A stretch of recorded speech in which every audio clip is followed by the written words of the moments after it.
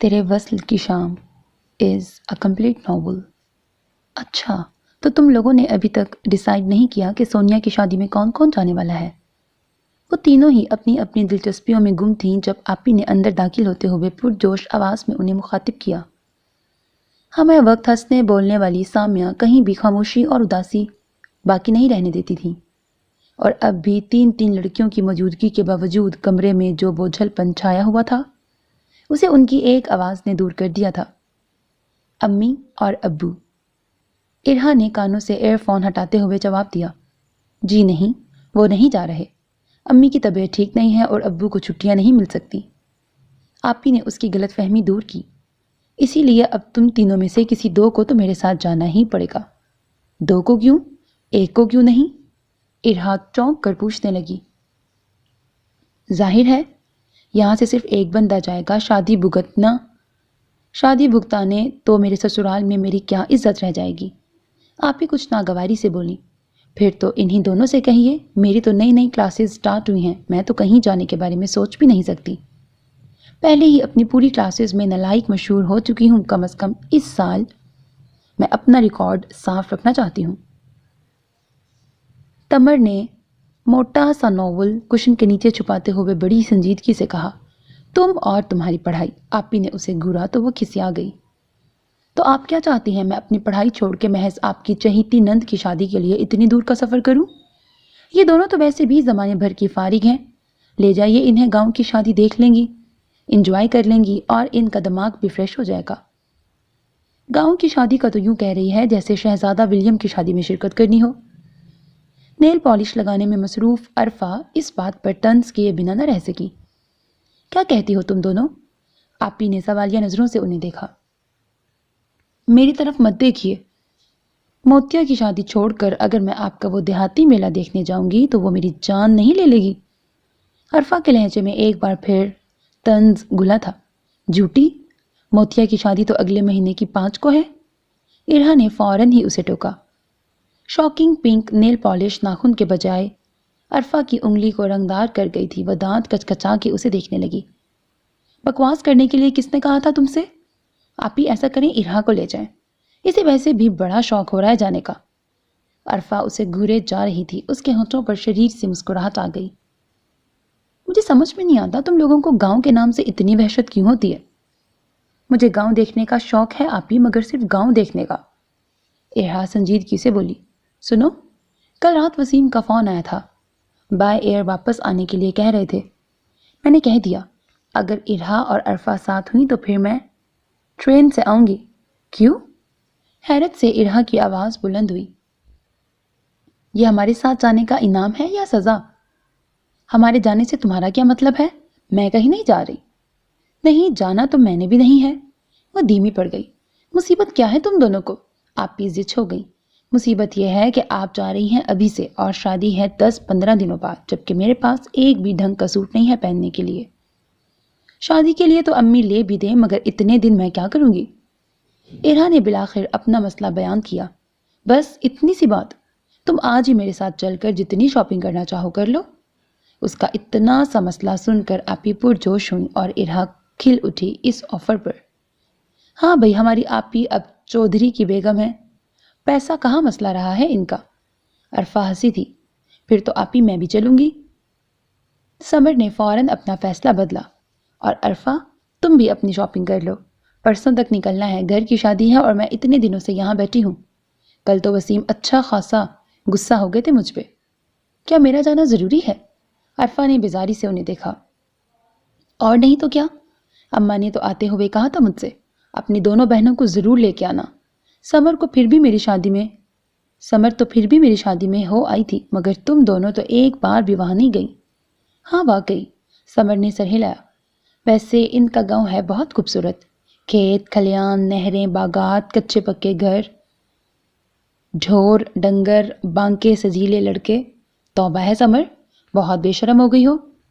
آپی نے ملامت کرنے والی نظروں سے اسے گھورا۔ مذاق کر رہی تھی، وہ خفیف سا ہو کے منمنائی۔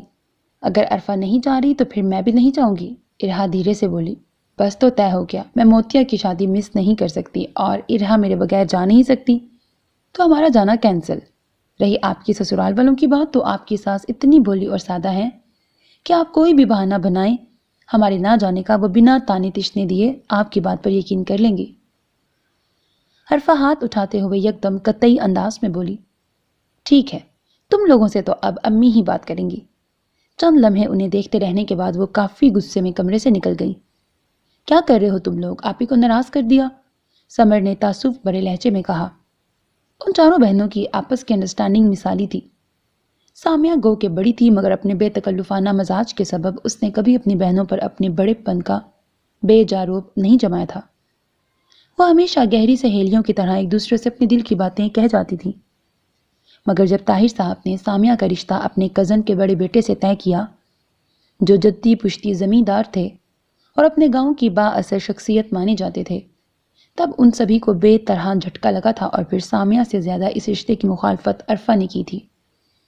ویسے بھی وہ مزاج کی تھوڑی نڈر واقعہ ہوئی تھی اور بلا جھجک اپنی ہر بات اور ہر اعتراض بابا تک پہنچا دیتی تھی، اور اکثر وہ قائل بھی ہو جاتے، مگر اس بار ایسا نہ ہو سکا۔ ان کے نزدیک تو یہ اعتراض سرے سے کوئی اعتراض ہی نہیں تھا۔ کیا گاؤں میں رہنے والے انسان نہیں ہوتے جو وہ محض اس بنا پر اتنا شاندار رشتہ ٹکرا دیتے؟ اسی لیے محض چند ماہ بعد ہی سامیہ دلہن بن کر رخصت ہو گئی، اور جاتے ہوئے اس نے خوب ہی رونا دھونا مچایا تھا۔ مگر ارہا اور عرفہ تب حیرت سے گنگ رہ گئیں جب 6 ماہ بعد وہ اپنے وجیح و شکیل دلہا کے سنگ ان سے ملنے آئی تھی، اور خوشی کے اتنے رنگ اس کے حسین چہرے پر بکھرے ہوئے تھے کہ نگاہ ہی نہیں ٹھہر پا رہی تھی۔ آپ ہی تو بہت خوش لگ رہی ہیں، ارہا حیرت سے بڑبڑائی۔ چلو یہ خوش تو ہم بھی خوش، ارہا نے خود کو اطمینان دلایا۔ عرفہ اور ارہا میں 1.5 سال کا فرق تھا۔ صورتوں میں مماثلت تھی، قد کاٹ بھی ایک جیسا تھا۔ اکثر پہلی بار ملنے پر لوگ انہیں جڑواں ہی سمجھتے۔ مزاجوں میں البتہ زمین آسمان کا فرق تھا۔ نازک سے نین نقش والی ارہا دھیمے مزاج کی مالک تھی، جس بات پر سمر اور عرفہ 5 منٹ لمبی تقریر کر سکتی تھی، وہاں ارہا صرف ایک جملے سے کام چلا لیتی۔ بولتی تو کان لگا کر سننا پڑتا، جبکہ اس کے برعکس عرفہ کے مزاج میں تندی تھی، کسی ایک جگہ ٹک کے بیٹھنا اور چپ رہنا تو اس نے سیکھا ہی نہیں تھا، اور سمر بھی اسی کا پرتو تھی۔ وہ FSC کی اسٹوڈنٹ تھی اور یہ دونوں گریجویشن کرنے کے بعد فراغت کے مزے لوٹ رہی تھی، اسی لیے اب آپی کو اپنی نند کی شادی میں شرکت کرنے کے لیے انہیں تیار کرنا پڑ رہا تھا۔ سنو عرفہ، میں کپڑے پیک کر رہی ہوں، تم لیپا پوتی کے تمام تر آئٹمز یاد سے رکھ لینا، ایسا نہ ہو کہ وہاں میک اپ کے بجائے چہرے پر صرف شرمندگی ہی نظر آئے۔ اس نے عرفہ کو مخاطب کیا جو ہاتھوں میں سر گرائے بیزار سی بیٹھی تھی۔ آپی نے انہیں امی سے اچھی خاصی جھاڑ پلوانے کے بعد بھی پھر اس کا اثر زائل کرنے کے لیے انہیں شاپنگ بھی کروائی تھی، اور اب وہ بڑی شرافت سے جانے کی تیاریوں میں لگ گئی تھی۔ عرفہ کا موڈ لیکن بحال نہیں ہو رہا تھا۔ اب اس طرح منہ بنائے کیوں بیٹھی ہو؟ کیا پتا وہاں جا کر تمہارا نصیب ہی کھل جائے، گاؤں کا کوئی سونا گبرو جوان تمہارے عشق میں رانجھا بنے، اور پھر تم کھیتوں میں اس کے آگے پیچھے کتکڑے لگاتی کوئی پنجابی گانا گاتی بھی رہو۔ کمرے میں داخل ہوتی سمر نے اپنے مخصوص انداز میں کہا تھا۔ وہ سر سے پیر تک سلگ اٹھی۔ منہ بند رکھو اپنا، اٹھو نا عرفہ، کیا کیچڑ میں پھنسی بھینس کی طرح بیٹھی ہو؟ ارہا جھنجھلائی، اسے اپنی جگہ سے ہلتے نہ دیکھ کر، اور سمر پر جیسے ہنسی کا دورہ پڑ گیا۔ اف ارہا، کیا ڈھونڈ کے مثال نکالی ہے؟ تمہیں کوئی اور محاورہ نہیں ملا تھا کہنے کو؟ عرفہ نے قہر بھری نگاہوں سے اسے دیکھا۔ نہیں، اب اس سے پہلے کہ میں ایسے ہی 3-4 محاورے اور سناؤں، اٹھ جاؤ۔ عین وقت پر پھر مت ہر چیز ڈھونڈتی رہنا۔ ایک تو یہ ٹرین کا سفر بھی مجھے زہر لگتا ہے۔ وہ ایک جھٹکے سے اٹھ کھڑی ہوئی۔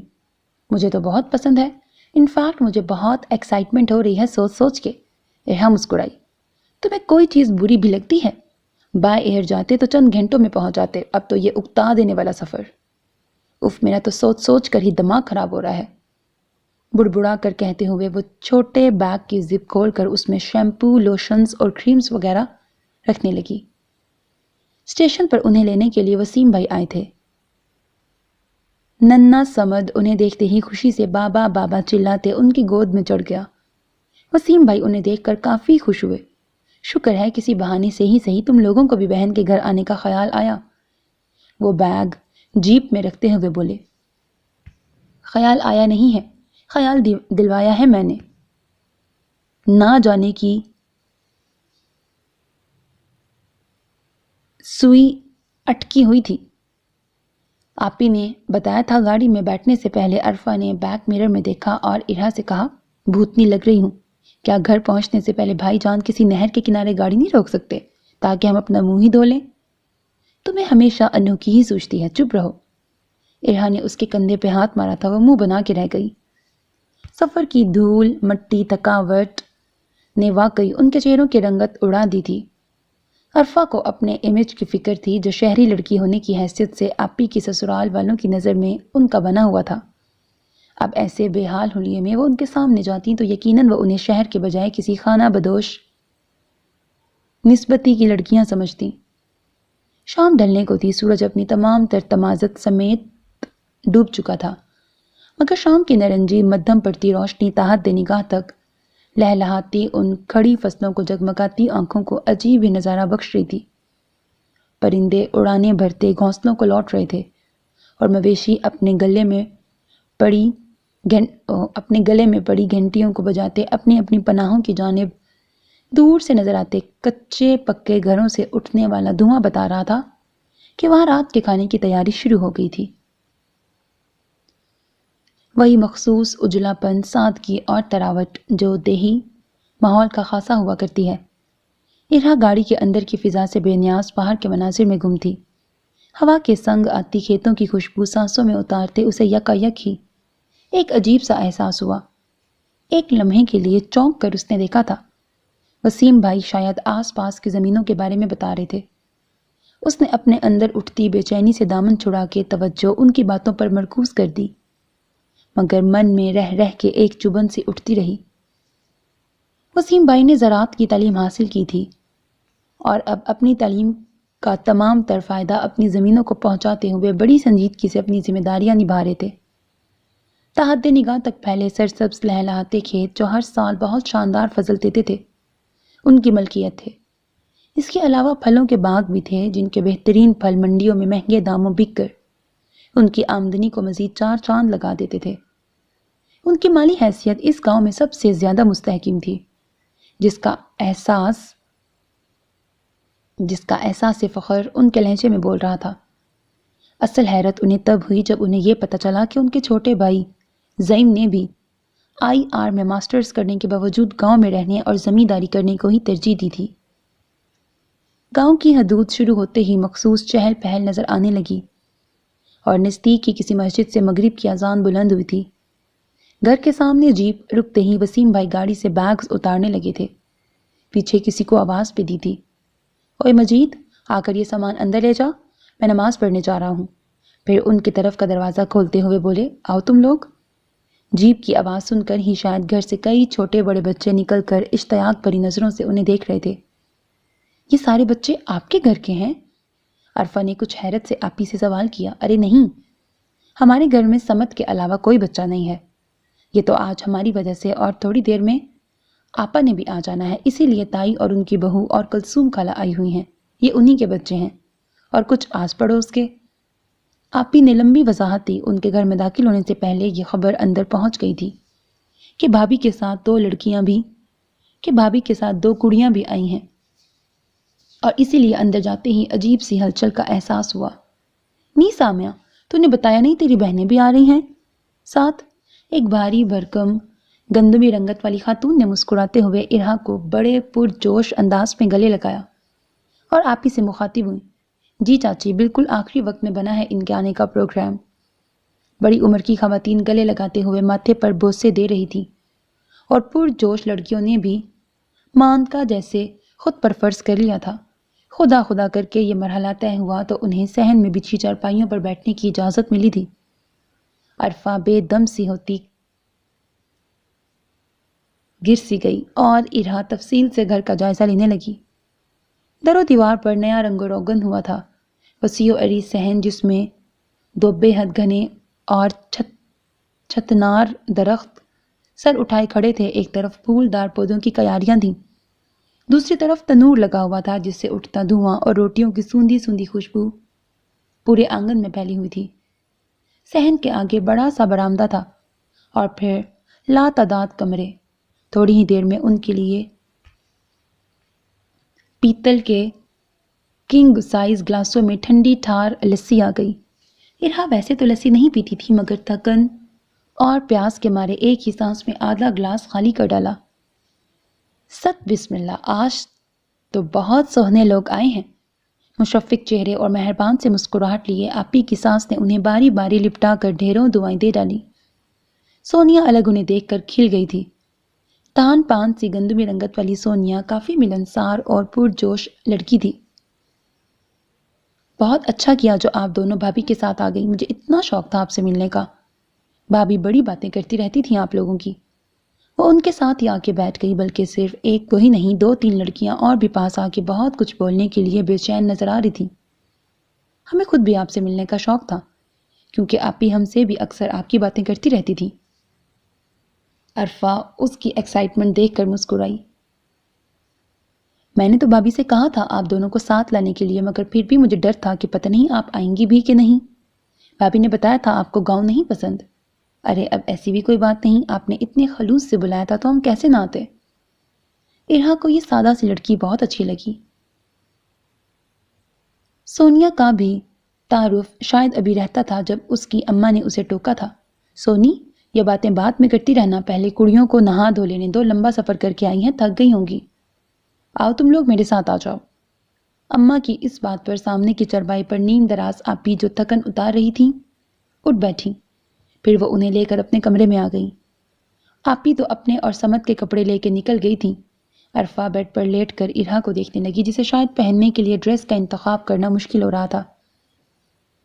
اگر میں وسیم بھائی کی اس انلارج فوٹو کو نہ دیکھوں تو مجھے یوں لگ رہا ہے جیسے میں اپنے بیڈ روم میں بیٹھی ہوں۔ چند لمحے اسے دیکھتے رہنے کے بعد عرفہ بولی تو وہ چونک گئی۔ اچھا، اور ایسا لگنے سے تمہیں کیا حاصل ہوا؟ اس نے سوالیہ انداز میں ابرو اچکائے۔ تھوڑا سا اطمینان۔ تمہیں اطمینان حاصل ہو بھی گیا اور مجھے آتے ہی عجیب سی بے چینی ہونے لگی ہے۔ کیسی بے چینی؟ عرفہ حیران ہو گئی۔ پتہ نہیں، وہ بے دلی سے بولی۔ شاید میری چھٹی کہہ رہی ہوں، شاید میری چھٹی حص مجھ سے کچھ کہہ رہی ہے، شاید میں کسی مشکل میں پڑنے والی ہوں۔ ارہا خود بھی نہیں سمجھ رہی تھی اسے اچانک یہ کیا ہو گیا ہے۔ مشکل میں تو تم واقعی پڑنے والی ہو، یہاں تمہارے شوز ہوں گے اور نہ تمہارے فیوریٹ ڈرامے، صبر کر لو، دل پہ پتھر رکھ لو۔ اس کا انداز مذاق اڑانے والا تھا، کہہ کر اپنے کپڑے اٹھا کر باتھ روم کی طرف چل دی۔ ارے تم ایسے کیوں بیٹھی ہو؟ آپی آدھے گھنٹے بعد کمرے میں آئیں تو اسے دیکھ کے چونک گئیں۔ تو کیا کروں، وہ جو گھس گئی ہے مجھ سے پہلے، اب 1 گھنٹے تک تو مجھے ویٹ کرنا ہی پڑے گا، اس نے بیزاری سے جواب دیا۔ اچھا تم زین کا واش روم یوز کر لو۔ آپی نے اپنے دیور کا نام لیا اور وہ اچھل پڑی۔ کیا؟ آپی پلیز کچھ تو ہوش سے کام لے۔ تو کیا ہوا ارہا، وہ کون سا اپنے کمرے میں بیٹھا ہے؟ وہ لاہور گیا ہے آپا کو لانے، جب تک وہ آئے گا تب تک تو تم نکل بھی چکی ہوگی۔ آپی نے اس کے اعتراض کو کوئی اہمیت نہیں دی، اور جو وہ آ گیا تو ان کی بات پر بھی وہ اپنی جگہ سے نہیں ہلی۔ تو میں کہہ دوں گی کہ میری بہن تمہارے کمرے میں ہے، اسی لیے ابھی وہاں کا رخ نہ کرو۔ ویسے بھی تم کون سا ہمیشہ کے لیے اس کے کمرے پہ قبضہ کرنے جا رہی ہو، تھوڑی دیر کی ہی تو بات ہے۔ زعیم کا کمرہ بالکل الگ تھلگ ہے، کوئی وہاں آتا جاتا نہیں، اور زعیم کے آنے کا تو فی الحال کوئی امکان ہی نہیں ہے، چلو اٹھو۔ آپی نے اطمینان دلاتے ہوئے بلاخر اسے اٹھایا۔ ویسے تو وہ جانتی تھی کہ زعیم اپنے کمرے کو لے کر کتنا پوزیسو تھا، کسی غیر متعلقہ فرد کی تو وہ اپنے کمرے میں چھیڑ چھاڑ برداشت ہی نہیں کر سکتا تھا، مگر یہاں بھی بات ان کی بہن کی تھی، سو انہوں نے اس بات کو بالکل ہی پسے پشت ڈال دیا۔ اپنا سوپ اور شیمپو اٹھاتے ہوئے ارہا مسلسل الجھ رہی تھی۔ پھر آپی کے کہے کے عین مطابق خیریت رہی۔ شاور لے کر نکلنے کے بعد ارہا نے اس بات پر شکر ادا کیا کہ وہ بنا کسی شرمندگی کے نکل آئی تھی۔ کمرے سے باہر آتے ہوئے اس کی نظر بلا ارادہ ہی بیڈ کے بالکل اوپر دیوار پہ لگی اس کی تصویر پہ پڑی تھی، اور وہ ٹھٹک کر رک گئی۔ نہ جانے کتنے ہی لمحے چپ چاپ سی رک گئے، پھر آپی کی آواز پر ہی وہ چونکی تھی۔ بمشکل اس کی سیاہ چمکدار مسکراتی آنکھوں سے نظریں چراتی وہ باہر نکلی۔ کھانے کے دوران اماں بڑی محبت سے اصرار کر کے ایک ایک چیز کھلانے پر کمر بستہ تھی۔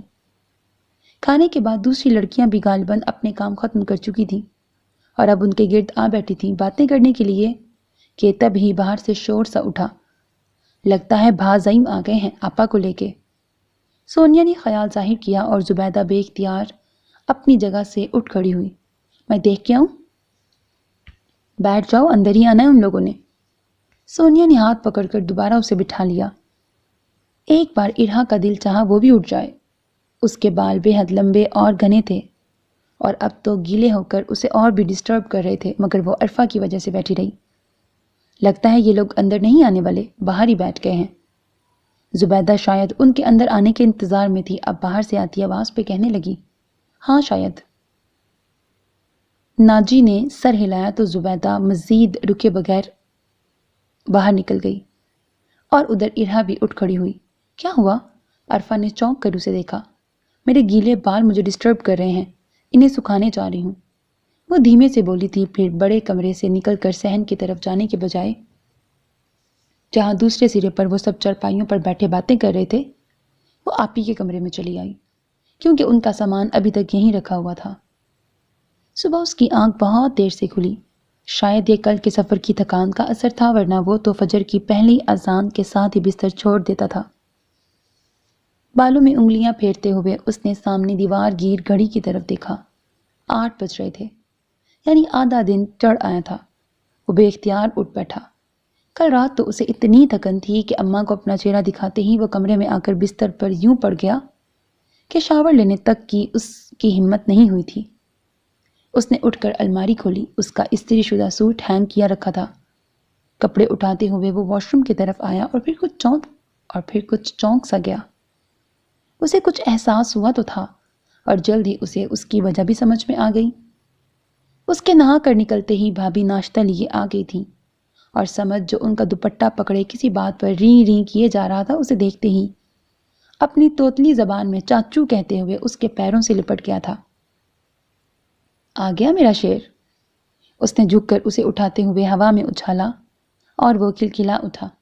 لگتا ہے کل رات بہت تھک گئے تھے، جبھی تو کسی سے سلام دعا کیے بغیر اپنے کمرے میں چلے آئے۔ بھابھی نے ناشتے کی ٹرے تپائی پر رکھتے ہوئے کہا۔ وہ چونک کر انہیں دیکھنے لگا۔ لیکن میں تو سب سے ملا تھا، انہیں بتاتے ہوئے اس نے ذہن پر زور ڈالنے کی کوشش کی کہ کوئی رہ تو نہیں گیا۔ بھائی سے تو ڈیرے پر ہی مل لیا تھا اور گھر میں سب استقبال کے لیے باہر ہی موجود تھے، تو کون رہ گیا تھا؟ شاید سونیا رہ گئی تھی۔ اس نے بھابھی کی طرف دیکھا اور وہ جھلا سی گئی۔ اوہو، میں صرف سونیا کی بات نہیں کر رہی، تمہارے جانے کے تھوڑی دیر بعد عرفہ بھی آ گئی تھی سلام کرنے، مگر تم نہیں تھے۔ اچھا، آپ کی بہن آئی ہیں؟ ان کی بات سمجھتے ہی زعیم کے چہرے پر مسکراہٹ آ گئی۔ کوئی بات نہیں، میں اب ان سے مل لوں گا اور سلام دعا بھی کر لوں گا۔ آپ مجھے یہ بتائیے، میرے واش روم میں یہ شیمپو کس کا ہے؟ اس نے وہ بات پوچھی جو کافی دیر سے اسے الجھا رہی تھی۔ شیمپو؟ بھابھی نے کچھ حیرت سے دہرایا۔ شیمپو کس کا ہو سکتا ہے بھلا؟ الٹا اس سے پوچھتے وہ یہ بات قطعی بھول گئی تھی کہ کل وہی تو ارہا کو یہاں لائی تھی۔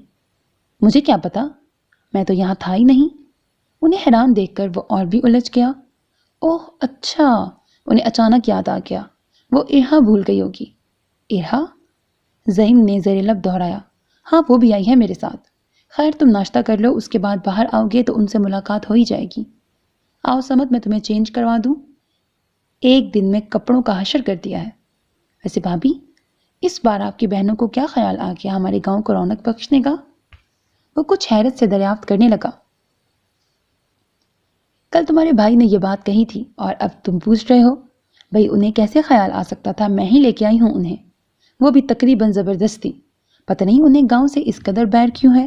کبھی کبھی میں سوچتی ہوں اگر میری طرح ان میں سے بھی کسی کا نصیب کسی گاؤں والے سے جڑ گیا تب وہ کیا کریں گی؟ وہ فکر مندی سے کہہ رہی تھی۔ زعیم نے بغور ان کا چہرہ دیکھا۔ ایڈجسٹ کرنا پڑے گا پھر، اور کیا کریں گی؟ کرسی پہ بیٹھتے ہوئے وہ بے نیازی سے بولا۔ ہاں ایڈجسٹ تو کر لیں گی، مگر شاید خوش نہیں رہیں گی۔ آپ تو خوش ہیں نا؟ میں تو بہت خوش ہوں۔ ان کی مطمئن سی ہنسی چھلکی تھی، وہ بھی مسکرا دیا۔ زبیدہ ان کے لیے ناشتہ لے آئی تھی۔ عرفہ اپنے بالوں میں برش کر رہی تھی اور ارہا اسی وقت منہ ہاتھ دھو کے آئی تھی۔ اب تم بال بھی بناؤ گی؟ اسے برش کی طرف ہاتھ بڑھاتے دیکھ کر عرفہ کی آواز بلند ہوئی۔ یہاں ناشتہ ٹھنڈا ہو رہا ہے تو کر لو تم ناشتہ، جب تک میں اپنے بال نہ سمیٹ لوں مجھے چین نہیں آئے گا۔ وہ جلدی جلدی بالوں میں برش چلانے لگی۔ تو کس نے کہا ہے ناگن جیسی زلفیں رکھنے کو؟ کسی دن سوتے میں تمہارے یہ بال کاٹ ہی دوں گی، دیکھ لینا۔ عرفہ بری طرح چڑ گئی۔ وہ دن تمہاری زندگی کا آخری دن ہوگا۔ اس کے برعکس ارہا اطمینان سے بولی تھی اور اب اپنے ریشمی بالوں کی چوٹی بنانے لگی۔ آپی کہاں ہیں زبیدہ؟ وہ زبیدہ سے مخاطب ہوئی جو کافی دیر سے ان کے مکالمے سن رہی تھی۔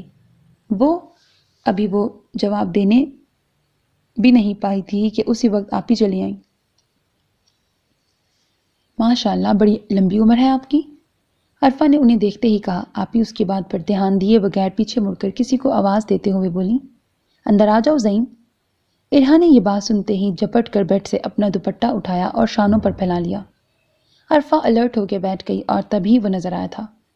اپنے دراز قد کے سبب قدرے جھک کر کمرے میں داخل ہوتے ہوئے اپنے بھاری لب و لہجے میں سلام کیا اس نے، اور عرفہ بے اختیار اپنی جگہ سے اٹھ کھڑی ہوئی اور پھر مسکراتے ہوئے سلام کا جواب دیا۔ دراز قامت اور مضبوط جسامت والے اس خوبرو نوجوان کو دیکھ کر اسے اچانک ہی سمر کی بات یاد آ گئی۔ کہیں اس کا اشارہ زیم کی طرف ہی تو نہیں تھا؟ اس نے دل ہی دل میں سوچا۔ زیم، یہ عرفہ ہے اور یہ ارہا۔ آپی تعارف کروا رہی تھیں۔ زیم کی نظر عرفہ سے ہوتی ہوئی ارہا پر گئی تھی اور پھر جیسے وہیں ٹھہر گئی۔ صرف ایک لمحے کی بات تھی، مگر اس ایک لمحے میں ہی اس کے ساتھ وہ کچھ ہو گیا تھا جو اس سے پہلے اس کے ساتھ کبھی نہیں ہوا تھا۔ ارہا بھی اسی طرف دیکھ رہی تھی۔ اس کی نظروں سے نظر ملتے ہی جو برق سی اس کے پورے وجود میں کوندی تھی، اس نے ارہا کو مزید اس کی آنکھوں میں دیکھنے نہیں دیا۔ وہ بے اختیار نگاہیں جھکا گئی۔ زیم کو اپنے آپ میں آتے صرف ایک پل لگا۔ اس بے حد قلیل سی مدت میں ان کے ساتھ کیا واردات ہو گئی تھی، اس کی کمرے میں موجود باقی نفوس کو خبر تک نہیں تھی۔ خوش آمدید ہمارے گھر میں اور گاؤں میں، کیسا لگا آپ کو؟ وہ عرفہ سے مخاطب ہوا۔ کیا گاؤں، گھر یا لوگ؟ عرفہ نے الٹا اسی سے پوچھ لیا، کچھ شریر سے لہجے میں۔ زبیدہ نے عجیب سی نظروں سے اسے دیکھا۔ چلیے لوگوں کے بارے میں ہی بتا دیجئے۔ وہ مسکرا دیا اس کے انداز پر۔ عرفہ دل ہی دل میں اس کی دلکش مسکراہٹ کی معترف ہو گئی۔ ابھی لوگوں سے واسطہ ہی کہاں پڑا ہے جو میں لوگوں کے بارے میں بتاؤں؟ وہ بے نیازی سے بولی تو زیم کی سیاہ آنکھیں حیرت سے پھیل گئیں۔ کمال ہے، اتنے مضبوط تعلق کے جڑ جانے کے بعد بھی کسی اور واسطے کی ضرورت رہ جاتی ہے۔ بھابھی سن رہی ہیں آپ اپنی بہن کی باتیں؟ انہوں نے تو ہمیں شرمندہ ہی کر دیا۔ وہ مصنوعی تعصب سے بولا تو عرفہ گڑبڑا گئی۔ شاید اس واسطے کی بات کر رہی ہے جو اس کا براہ راست کسی سے پڑے گا۔ آپی کی اس بات پر تو وہ مزید کھجل ہو گئی۔ میرا وہ مطلب نہیں تھا، میں سمجھی شاید۔ اس نے کہتے کہتے زیم کی طرف دیکھا اور پھر وہ ہنس پڑا۔ آپ نے تو مجھے کنفیوز ہی کر دیا۔ خیر آپ کھڑی کیوں ہیں، بیٹھیے نا۔ اسے اچانک ہی خیال آیا، تبھی زبیدہ جو گمسم سی کھڑی تھی جلدی سے موڑھا زیم کے قریب رکھ دیا، مگر وہ کھڑا ہی رہا۔ مجھے اپنے کسی کام سے جانا ہے، میں بس آپ لوگوں سے ملنے آیا تھا۔ کل رات تو ملاقات ہو ہی نہیں پائی تھی، آپ لوگ غالباً ناشتہ کر رہے تھے، میں نے ڈسٹرب کر دیا۔ اس کی نظریں ناشتے کے لوازمات پہ پڑیں تو کہہ اٹھا، میں چلتا ہوں، آپ لوگ ناشتہ کیجیے۔ وہ پلٹ کر آنے کو تھا جب عرفہ بول اٹھی، ہمیں اپنے گاؤں کی سیر ضرور کروائیے گا۔ ضرور، مسکرا کر کہتے اس کی نظریں ایک بار پھر اس کی جانب اٹھیں۔ دل میں پھوٹتی چنگاریوں سے شاید کوئی چنگاری آنکھوں ہی آنکھوں میں اس کے دل کو بھی چھو گئی تھی۔ جبھی تو اس کے چہرے پر گلال بکھرا تھا اور پلکیں لرزنے لگی تھیں۔ زیم وہاں سے نکل آیا تھا، مگر آتے ہوئے اپنی سب سے قیمتی چیز وہیں چھوڑ آیا تھا۔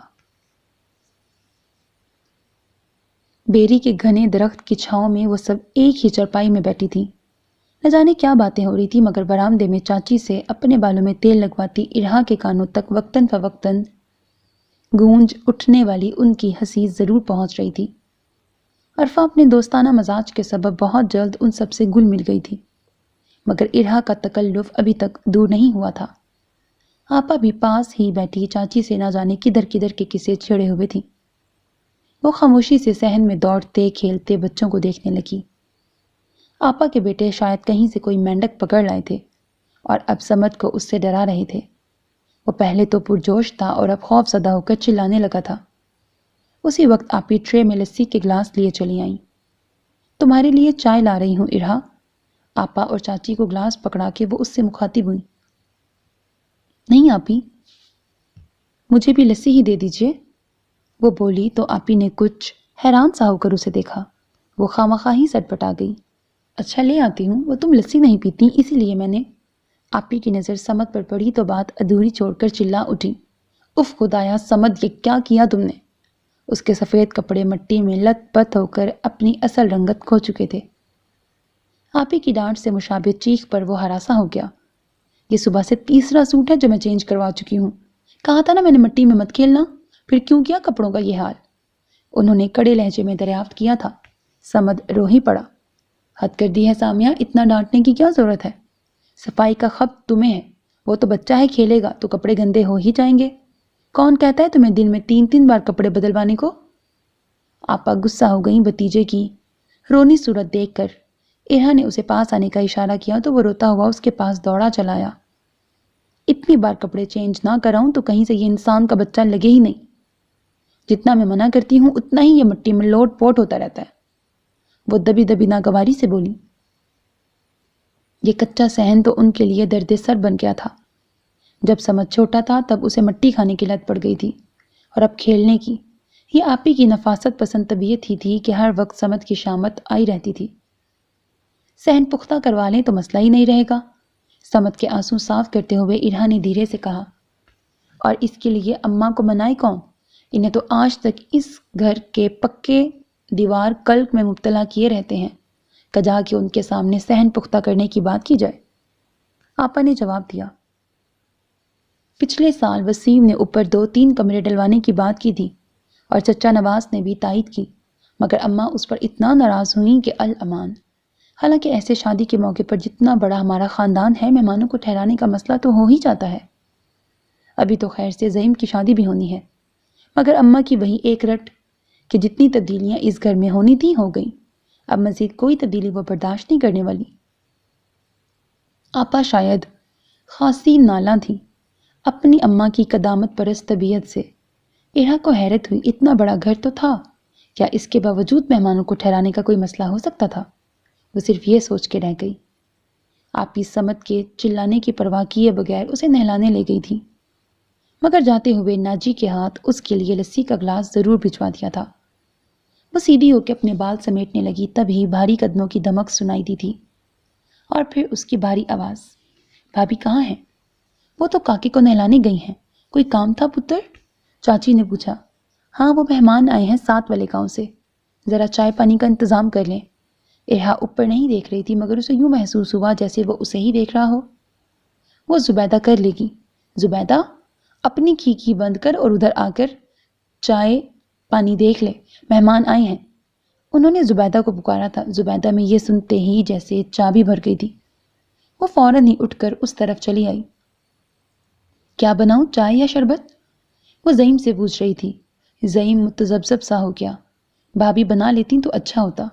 کیوں، میں اچھی چائے نہیں بناتی؟ وہ خفا سی ہو گئی۔ ہاتھ غیر ارادی طور پر پراندے میں الجھنے لگے۔ سچ کہوں تو نہیں، اس نے صاف گوئی سے کہا۔ ارہا نے سر اٹھا کے اسے دیکھا۔ وائٹ کاٹن کے قمیض شلوار میں اس کی شاندار شخصیت کچھ زیادہ ہی نمایاں ہو رہی تھی۔ گندمی پیشانی پر بکھرے اس کے سیاہ چمکیلے بال، مغرور سی ناک اور بوجھل سی اس کی گہری ساگر آنکھیں۔ اس سے پہلے کہ یہ آنکھیں ایک بار پھر اس پر اٹھتیں، ارہا نے نگاہوں کا زاویہ بدل لیا تھا۔ دیکھ لیں بیبے، انہیں تو میرے ہاتھ کی چائے پسند ہی نہیں، آپ نے ایویں ہی مجھے اٹھا دیا۔ چل نہیں، زیادہ نخرے نہ کر، جو شاندار بنائے گی تو کسے پسند آئے گا؟ دودھ اور پتی تیز ڈال کے اچھی سی چائے بنا لے جا۔ چاچی نے اس کے شکوے پر دھیان دیے بغیر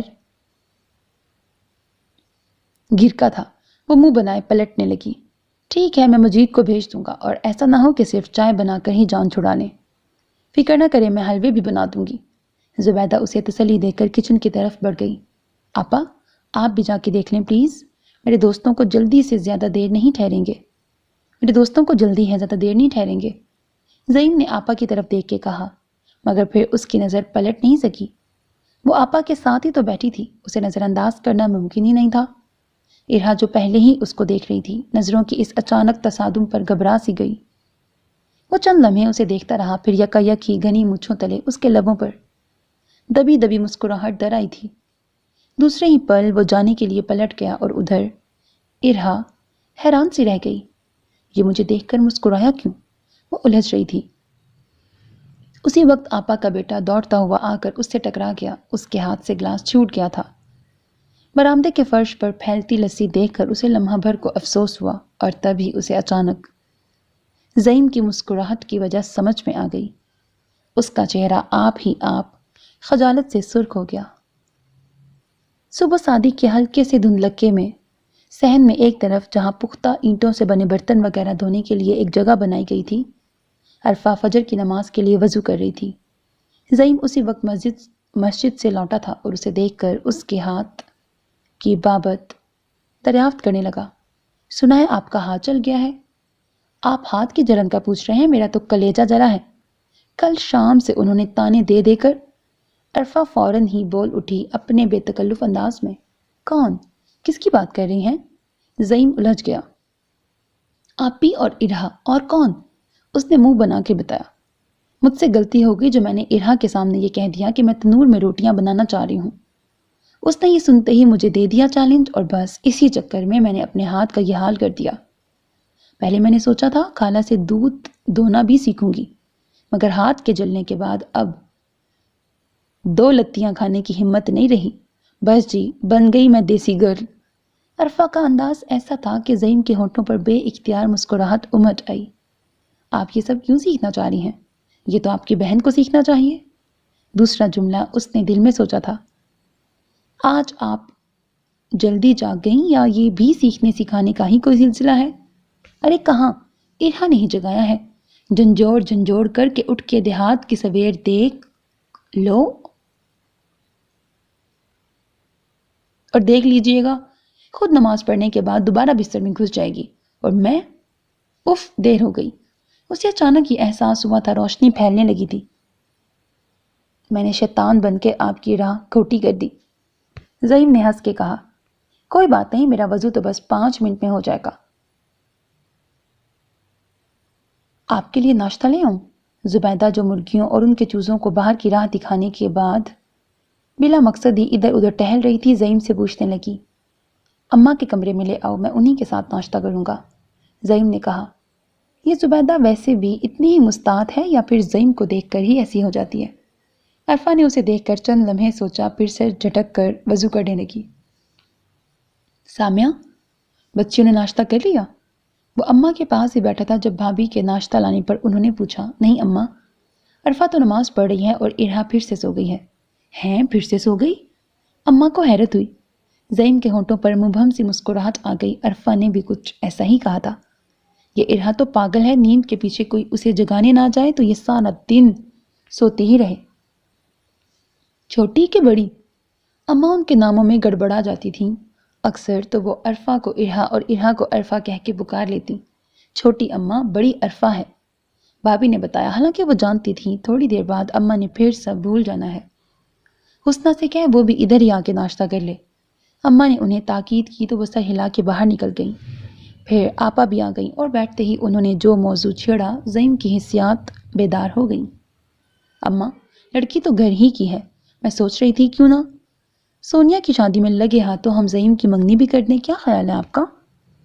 زعیم کی منگنی کی بات کر کے وہ اس سے کچھ پوچھنے کے بجائے اماں کا خیال جاننا چاہ رہی تھی۔ وہ حیرت زدہ سا انہیں دیکھ رہا تھا۔ خیال تو چنگا ہے، پھر پہلے اس سے تو پوچھ لو۔ یہ جو بیٹا ہے لاٹ صاحب، اماں کے لہجے میں گہرا طنز تھا، کس لڑکی کی بات کر رہی ہیں آپ؟ وہ کشادہ پیشانی پر شکنے ڈالے انہیں دیکھنے لگا۔ زبیدہ کی اور کس کی؟ آپا کو اس کے انجان بننے پر حیرت ہوئی اور اسے نہ چاہتے ہوئے بھی غصہ آ گیا۔ کیا مصیبت ہے؟ جب میں ایک بار آپ لوگوں کو اپنا فیصلہ سنا چکا ہوں، پھر کیوں بار بار بحث چھیڑی جاتی ہے؟ دیکھ لیا، اس کے انہی تیوروں کے آگے تو میں چپ رہ جاتی ہوں۔ اماں آپا کو مخاطب کر کے ناگواری سے بولی۔ پھر کیوں لیتی ہیں آپ زبیدہ کا نام؟ زعیم نے بے بسی سے انہیں دیکھا۔ کیونکہ گھر کی بچی ہے، ہماری دیکھی والی ہے۔ بیچارے بھائی نواز نے تو کبھی منہ سے بھاپ نہیں نکالی، مگر زلیخا تو شروع سے ہی آس لگائے بیٹھی ہے۔ ان کے لہجے میں ہلکا سا تعصب تھا۔ آپ کو مجھ سے پوچھے بغیر انہیں کوئی آس نہیں دلانی چاہیے تھی۔ لو اور دسو، کیوں نہ دلاتی میں انہیں آس؟ مجھے تو ہمیشہ ہی زبیدہ بڑی پیاری لگی ہے۔ کل کلاں کو کوئی اور رشتہ ڈال جاتا تو ہاتھ تو میں نے ہی ملنے تھے۔ مجھے کیا پتا تھا 16 جماعتیں پڑھ کے تیرا دماغ آسمان تے چڑھ جائے گا۔ انہیں اور غصہ آ گیا۔ ایسی بات نہیں ہے اماں، آپ سمجھ کیوں نہیں رہی؟ وہ زچ ہو گیا۔ آپا یہ موضوع چھیڑ کر اطمینان سے ناشتہ کرنے لگی تھی اور یہاں زعیم کی جان پھنس گئی تھی۔ تو پھر کیا بات ہے نا؟ بتا، خرابی کیا ہے زبیدہ میں؟ صرف یہ کہ وہ پڑھی لکھی نہیں ہے؟ پھر تو اس پنڈ کی کوئی بھی کڑی تیرے پاسے کی نہیں ہوگی۔ میں کہاں سے ڈھونڈوں گی تیرے لیے ایسی سونی ووٹی جو پڑھی لکھی بھی ہو؟ وہ ناراض کی بڑی لہجے میں دریافت کرنے لگی۔ آپ کو ڈھونڈنے کی کیا ضرورت ہے اماں؟ اس نے اپنے لیے کوئی دیکھ ہی لی ہوگی، جبھی تو اتنے شد و مت سے انکار کیے جا رہا ہے۔ چائے کی چسکیاں لیتے آپا نے استہزائیہ انداز میں کہا۔ خدا کے لیے آپا، کم از کم آپ تو مجھے سمجھنے کی کوشش کیجئے۔ میں نے زبیدہ کے بارے میں کبھی اس طرح سے نہیں سوچا۔ میرے اور اس کے مزاج میں زمین آسمان کا فرق ہے، اور پھر وہ مجھے ہمیشہ سونیا کی طرح لگی ہے۔ مجھے سمجھ میں نہیں آ رہا تھا کیسے انہیں اپنی بات سمجھائے۔ وہ تو پھر بھی تمہارے ساتھ اس گھر میں پلی بڑی ہے، تمہارا مزاج بخوبی سمجھتی ہے، مگر اس بات کی کیا گارنٹی ہے کہ جو انجان لڑکی تمہاری زندگی میں آئے گی اسے بھی تمہارے مزاج سے آشنائی ہو؟ آپا نے نکتہ اٹھایا تھا۔ وہ چند لمحے انہیں دیکھتا رہا، پھر قدرے توقف سے بولا، آپ سے کس نے کہا میں کسی انجان ان دیکھی لڑکی سے شادی کروں گا؟ آپا یکایک ہی چونک کر بغور اسے دیکھنے لگی۔ تو لگتا ہے واقعی تم نے کوئی لڑکی پسند کر لی ہے۔ شہر کی ہے یا یہیں کی؟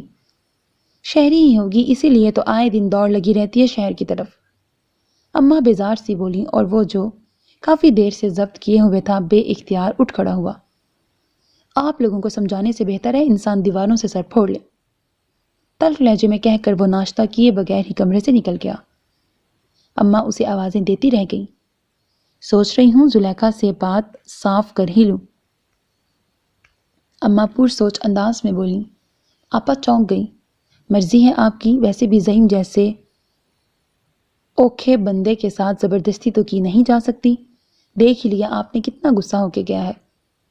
چاچی کو جان کر دکھ تو ہوگا، مگر بہرحال یہ زندگی بھر کا معاملہ ہے، آپا نے سنجیدگی سے کہا۔ اماں سر ہلا کے رہ گئیں۔ اف، کتنی گرمی ہے!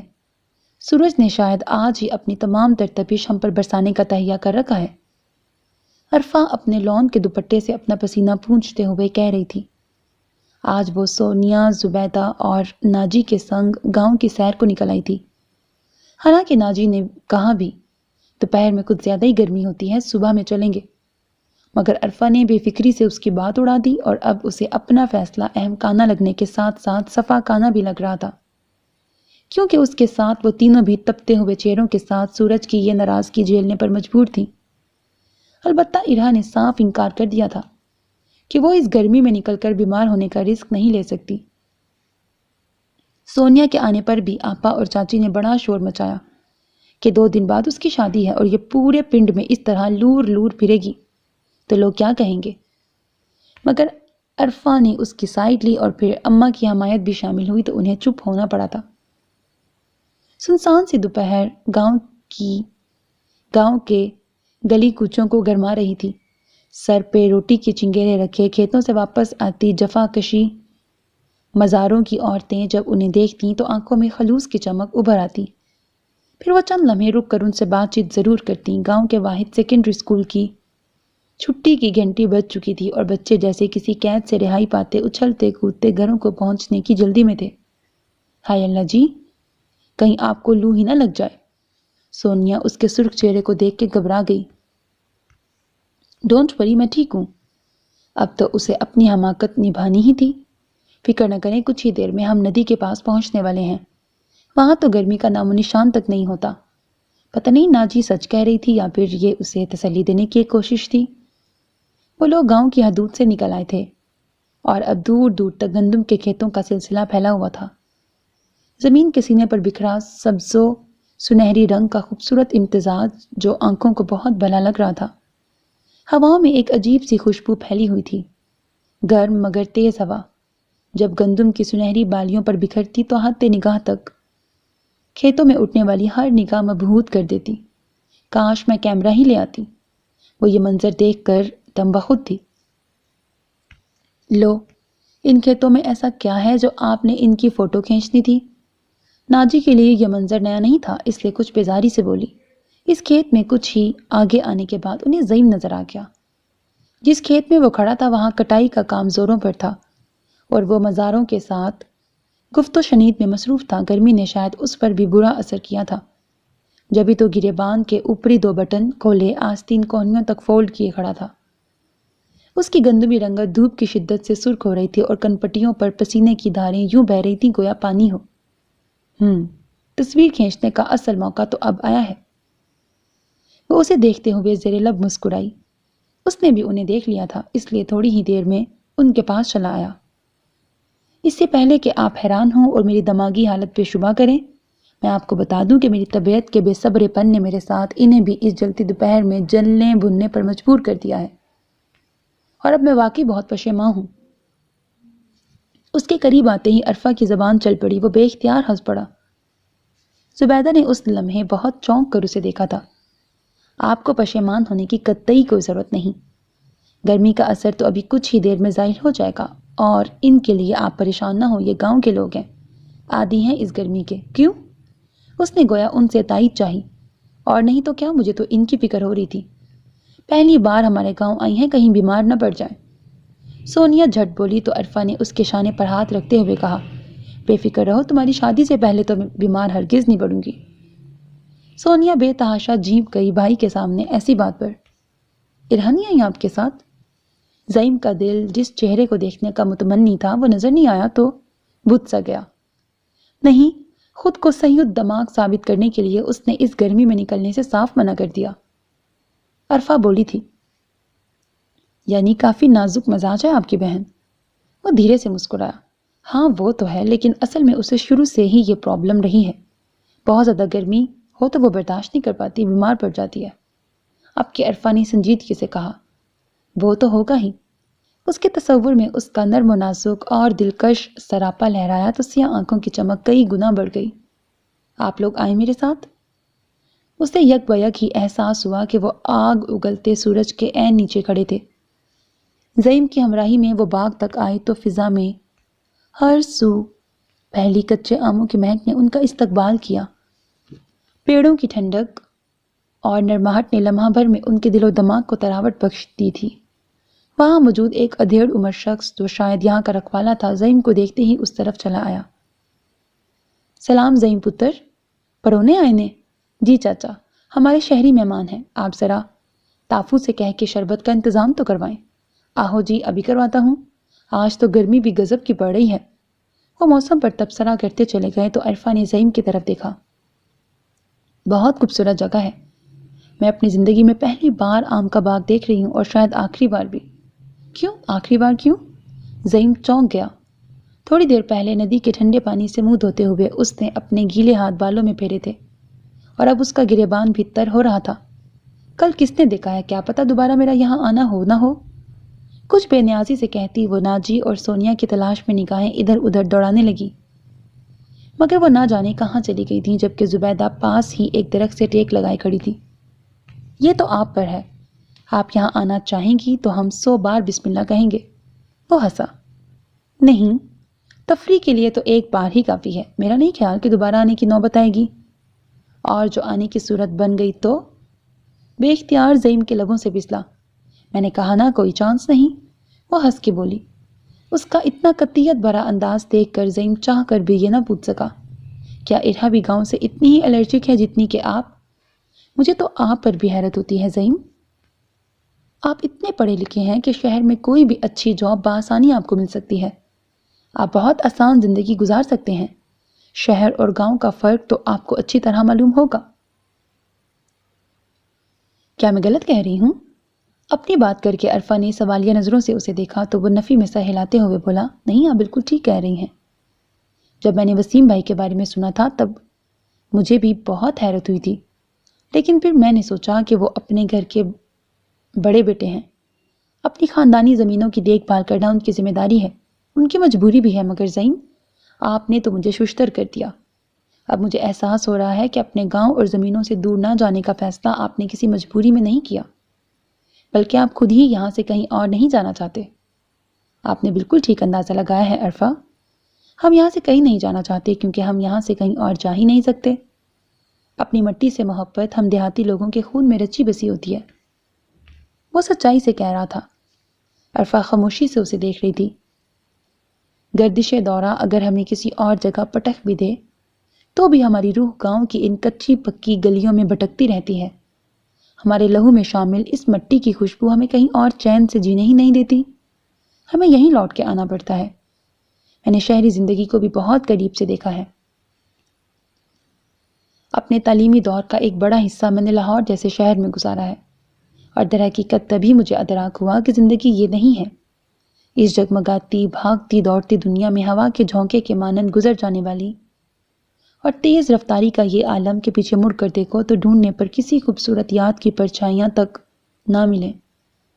زندگی تو یہاں بخشی جاتی ہے جہاں فطرت اپنے تمام تر رنگوں میں جلوہ افروز ہوتی ہے، جہاں بناوٹ اور تصنع کا تصور تک نہیں، جہاں زندگی سادگی، سچائی اور خوبصورتی کا نام ہے۔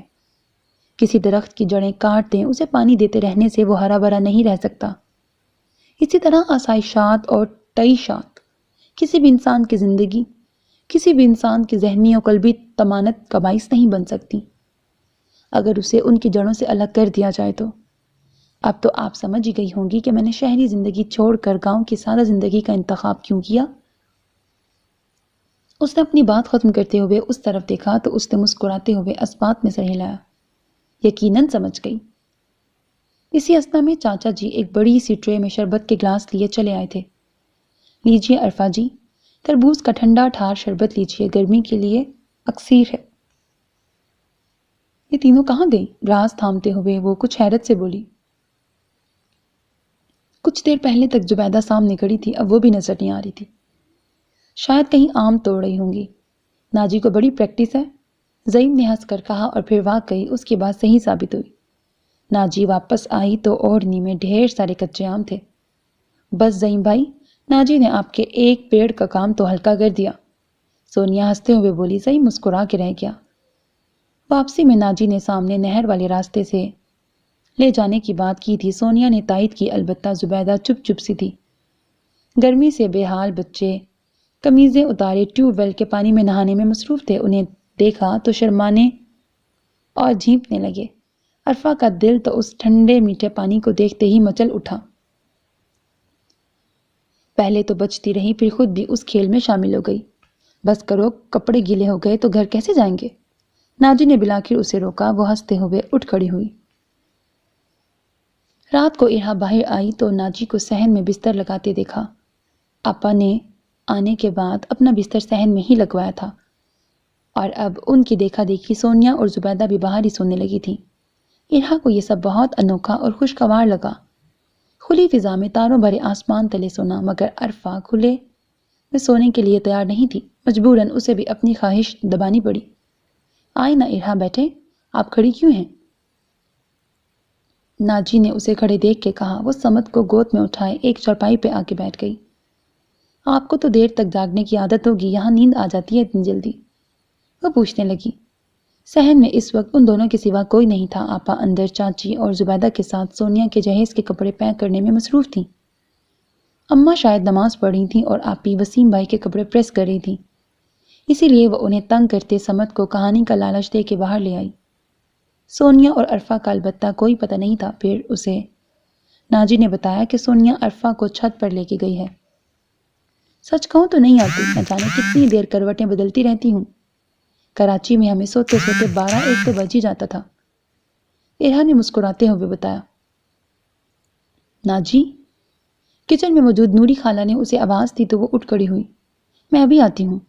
آنی، کہانی سناؤ۔ صمد نے اپنے ننھے ننھے ہاتھوں میں اس کا چہرہ تھاما۔ ابھی سناتی ہوں آنی کی جان۔ ارہا نے اسے چوما۔ اس کی معصوم آنکھوں میں نیند چھلکنے لگی تھی۔ اپنی چوٹی کو شانے پر آگے کرتے وہ تکیہ ٹھیک کر کے اسے بازو میں لے کر لیٹ گئی۔ جنگل کے جانوروں کی کہانی سناتے وہ اس کے نرم نرم بالوں میں انگلیاں پھیر رہی تھی۔ تھوڑی دیر میں اس کی آنکھیں بند ہونے لگیں۔ ارہا نے احتیاط سے اس کے سر کے نیچے سے اپنا بازو ہٹایا تھا اور ایک گہرا سانس لے کے آسمان کی طرف دیکھنے لگی۔